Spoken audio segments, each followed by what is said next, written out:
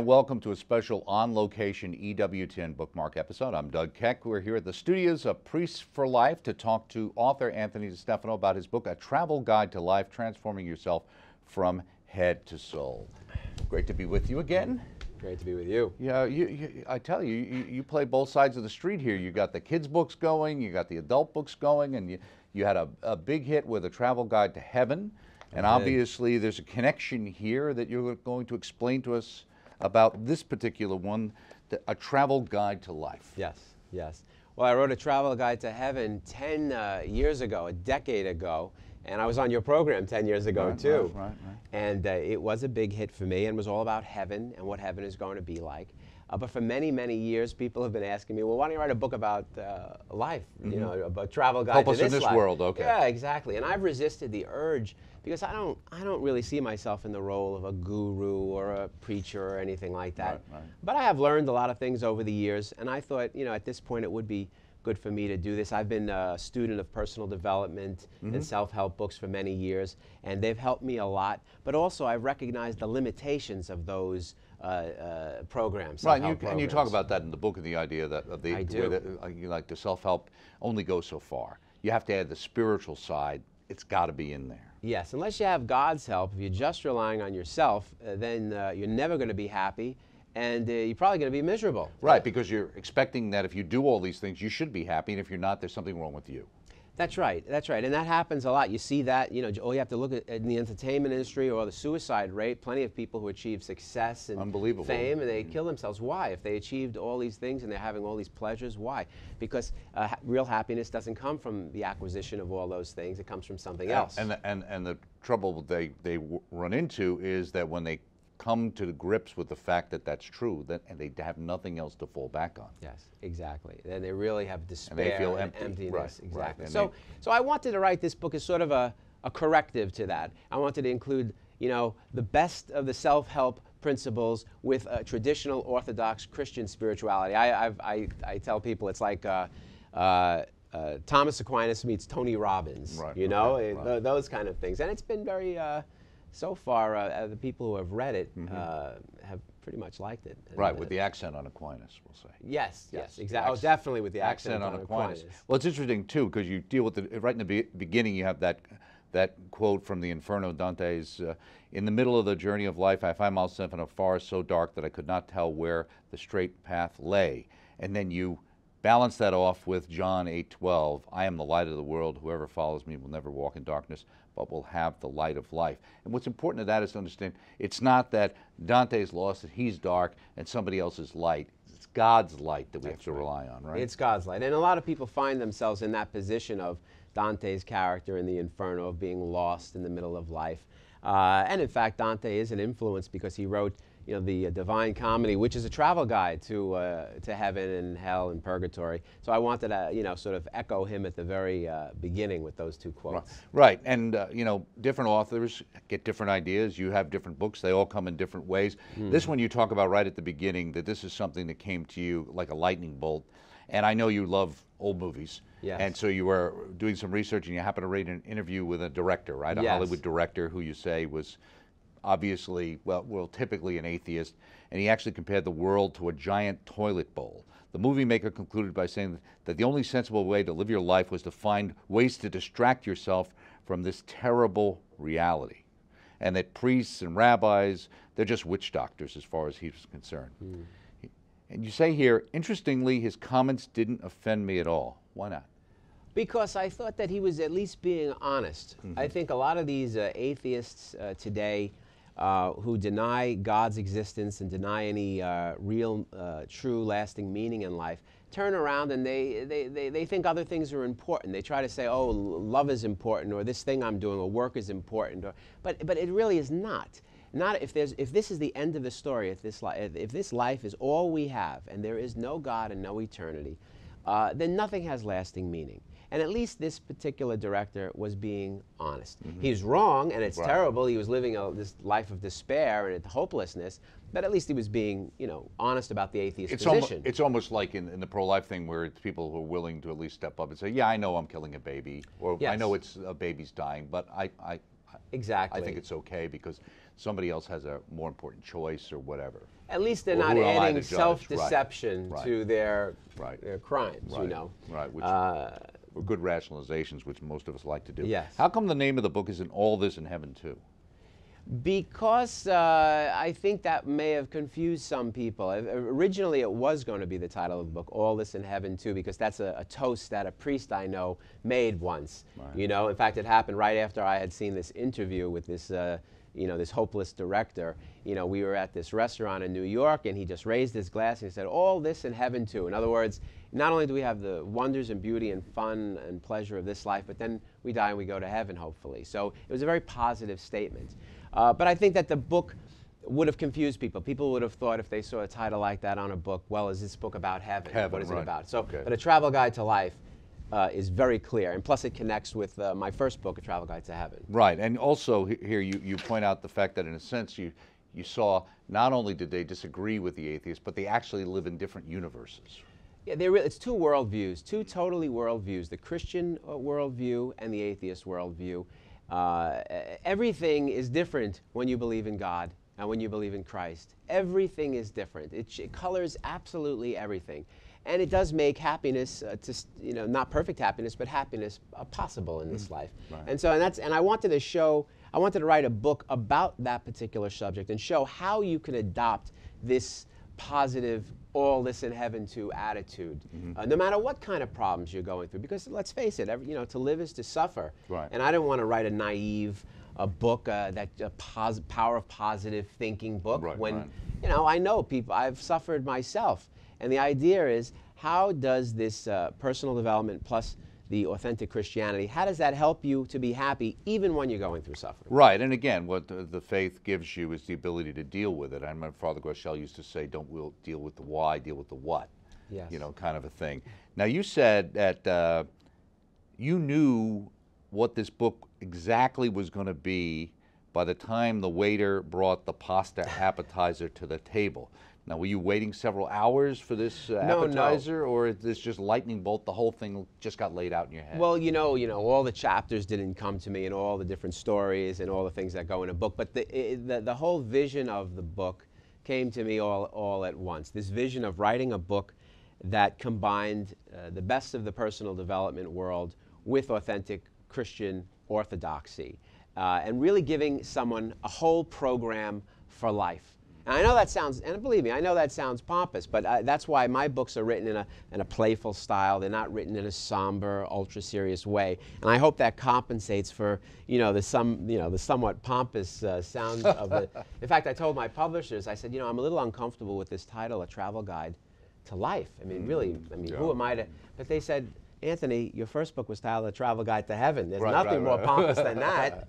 And I said, that's a good point. That's a good point, right. Now, number one, first chapter, wake up. And I thought this was highly relevant, I'm sure. Most people are asleep. Most people today are not real living human beings. They're walking zombies. Is that why zombies are so popular on TV these days?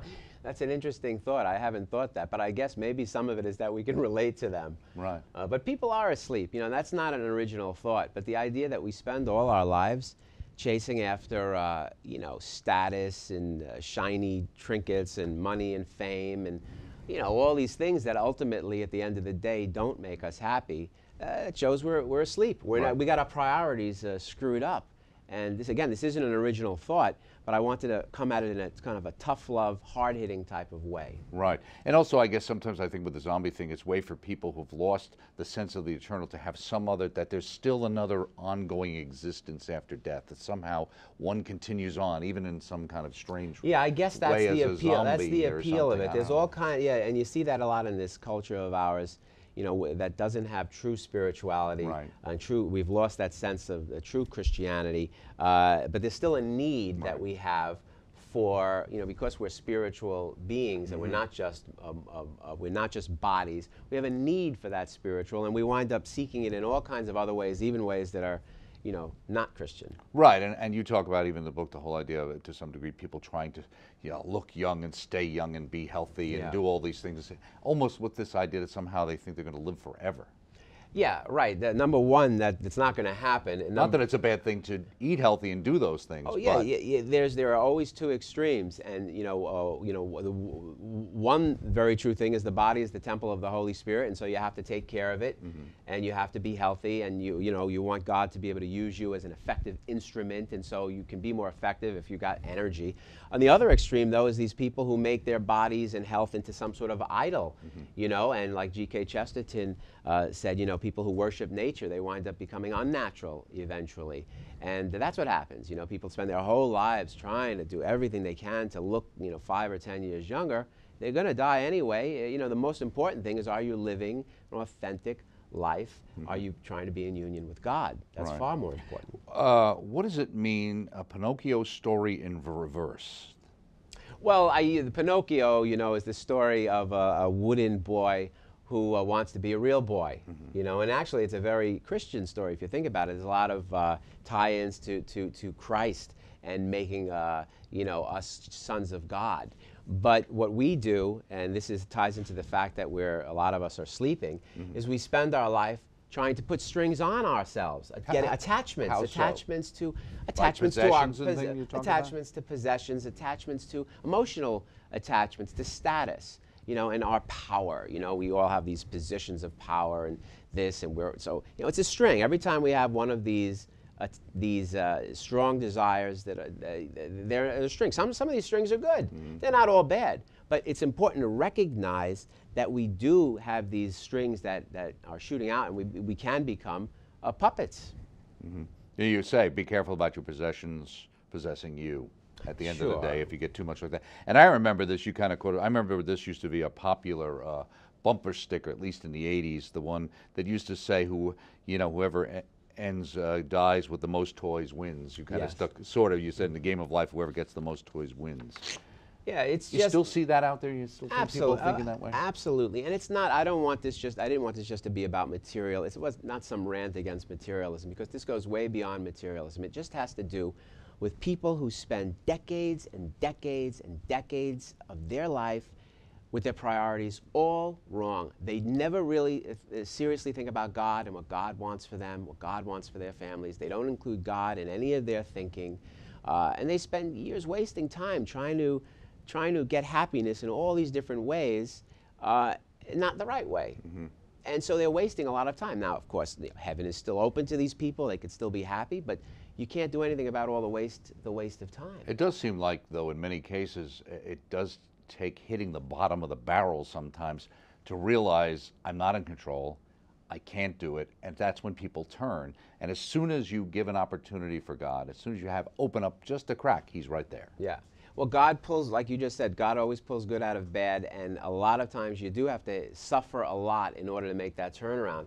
But again, that's the reason why I wrote the book, because number one, I don't want people to have to hit the bottom in order to turn around, because it's tough. Hitting the bottom is very, very hard, and it's a lot of suffering. And I'd much rather people read a book and get inspired and turn around. The other thing is, there are a lot of people who don't hit the bottom. But they're like, I compare them to like bottom feeders, fish. They go near the bottom. They swim around in the slush, but they don't quite. If they hit the bottom, it would be good. They're because like at least and flounder, huh? Yeah. Right. Okay. At least if they hit the bottom, they could turn around and see. But they don't hit the bottom, and they just wade in that slushy, dark, murky water for decades. Sometimes I think the bottom is going deeper, and that's what's happening. As we make the bottom go down further, so people keep sliding down and never quite hit it. That's right. Because it gets worse and worse. Now you also say, and I guess this is trying to shock people to wake up, that the same God that gave you the morning does not promise you the evening.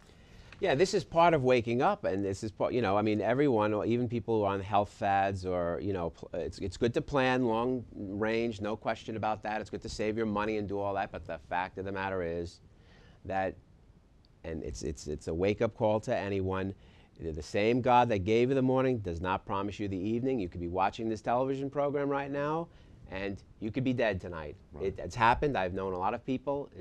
Death comes in all ways, and you've got to have your bags packed. You got to plan long range, but you got to have your bags packed. Otherwise, it's a real tragedy. Right. Well, that's what Scripture tells us, right? Yeah. I mean, now this is one where you kind of talk about being tough, right? Now, wake up and now get off your pity pot. Now, this doesn't seem to be quite as therapeutic as most of these books out there. You say, if you're anything like me, you probably got a lot of pleasure from whining and moaning and complaining. Just seems to be a common human trait. You say, and then you talk about that scene from The Godfather. That's the Johnny Fontaine where he's whining about not getting the role. That's right. In the movie, and the Godfather, doesn't say, shakes him. Doesn't say, oh, that's okay. He shakes him. Act like a man. Act like a man. Right. I think more of us could use to be treated that way sometimes. I think at a certain shaked a little bit. I think that's true. I think everybody needs to complain. Everybody needs to vent. Everybody needs a moment to shake their fists and mourn their fate and bemoan their fate.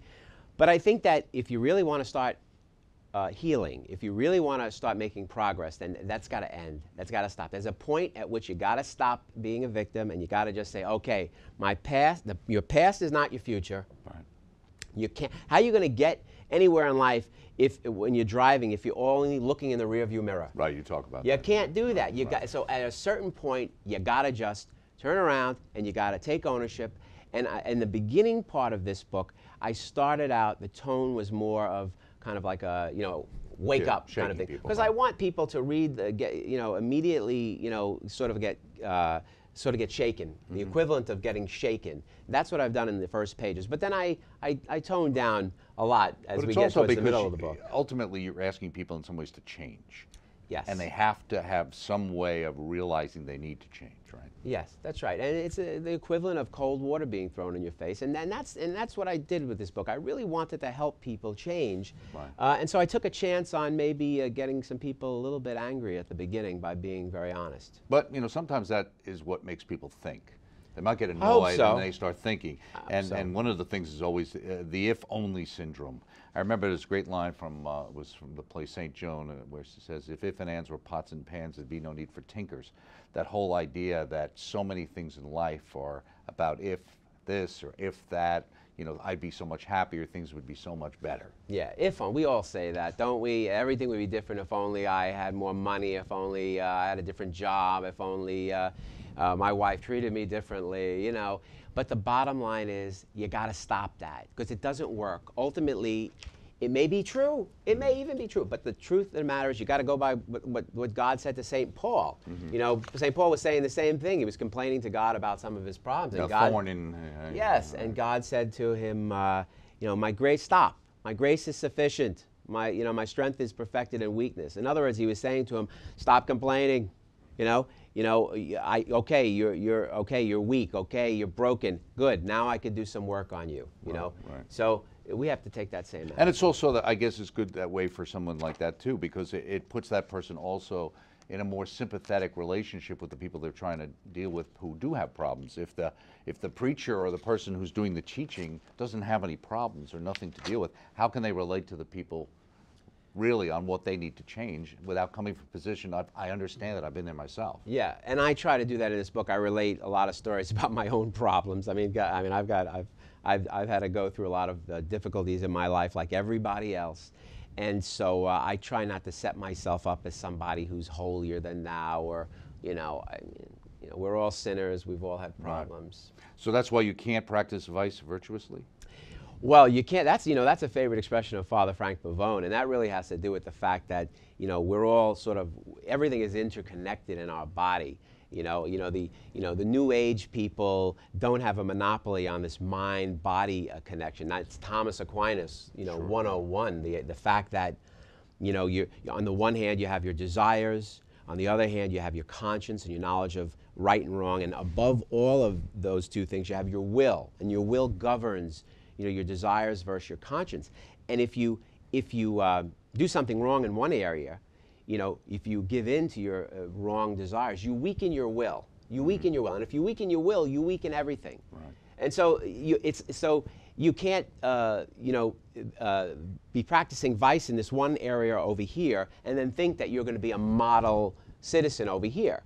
If you're lying like crazy over here, well then, at some point you're going to lie in your marriage or in your taxes or whatever else. You can't practice vice virtuously. It's all connected. It's all interconnected. Right, and that's where you talk about people who compartmentalize, right? Yeah, their ethics. A lot of people do that. In their private life, there might be one way. In business, or another way. Yeah, and you can get away with that for a while. Some people are very skilled at getting away with that, but you know what? At some point it catches up with you. And also, it's just a terrible way to live. I mean, you live that way, you're not happy. The stress levels, you forget where, what's the lies and what's the truth. And you make the point that this book is not about functioning or coping, it's about happiness. Yes. Yeah, that's right. Because people who compartmentalize their lives and learn how to be clever, skillful liars, they're not happy. They're full of stress, and so that's not what this book is about. It's about trying to find happiness.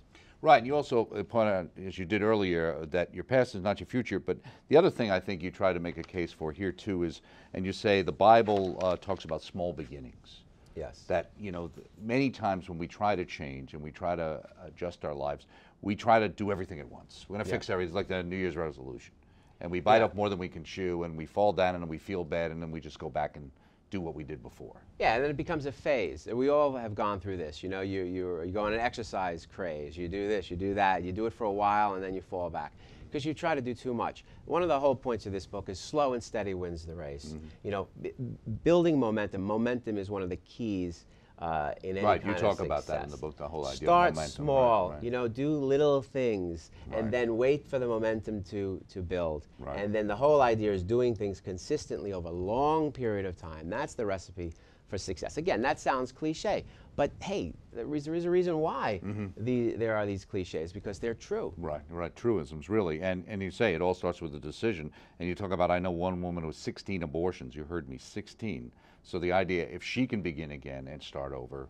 Sure, and that's an example that Father Frank has used many, many times. And when he talks about, the forgiveness that's open to women who have had abortions, and the forgiveness that's open to anyone who's right. And you're just talking about momentum is key, is chapter 6, and the whole law of inertia. An object at rest tends to stay at rest, and also objects in motion tend to remain in motion. Yeah. So the reality is, if you can overcome that inertia and get started, it's easier to keep going. That's the momentum you were That's talking right, about, and that's the point of the beginning of this book, by giving people a little bit of a push, get them started down the road.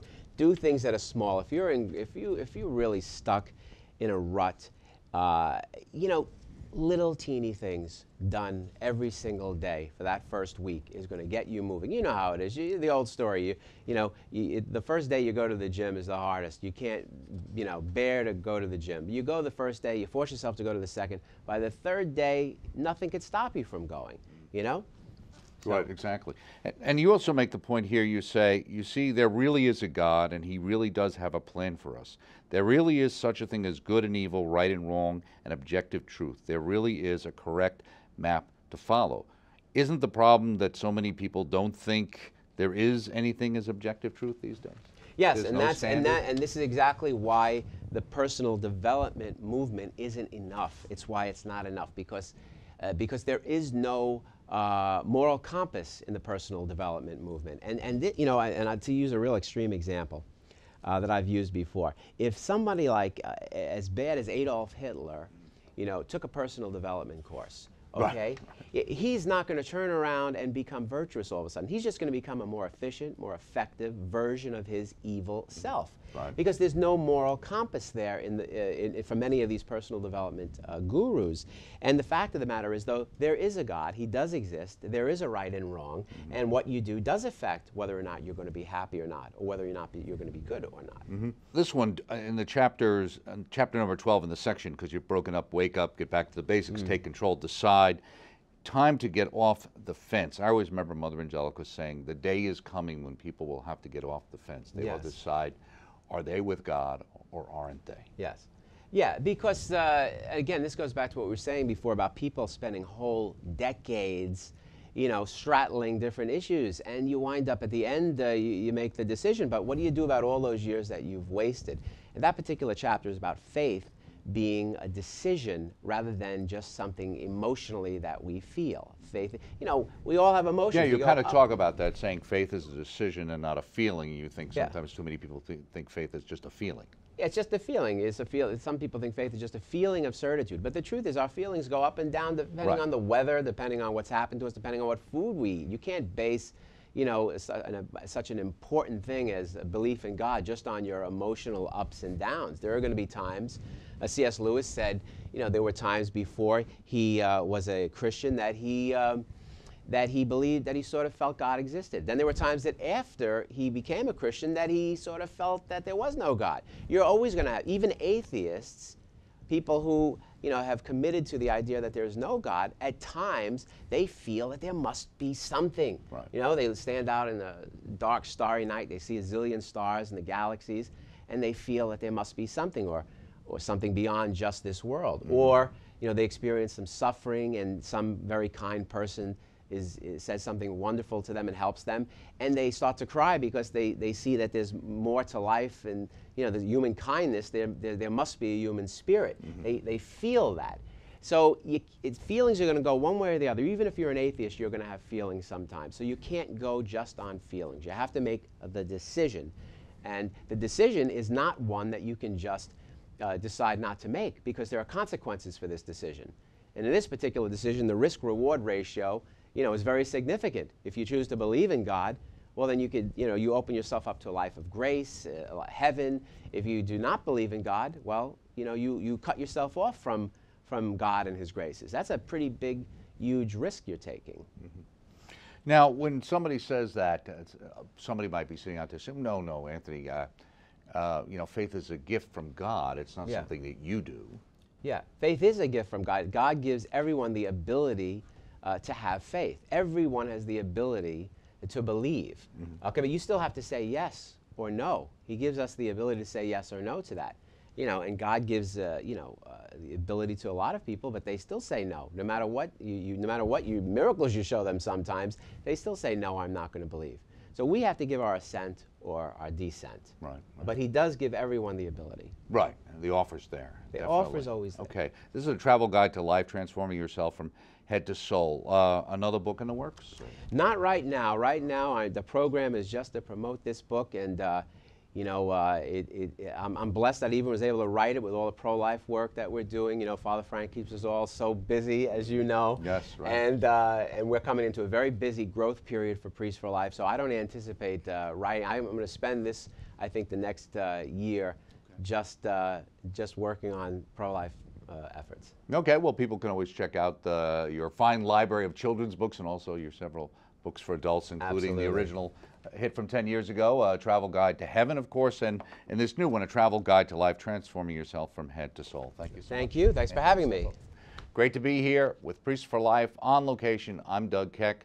Look for this book. It's available. Both of those books are through the EWTN Religious Catalog. Join us next time right here on Bookmark.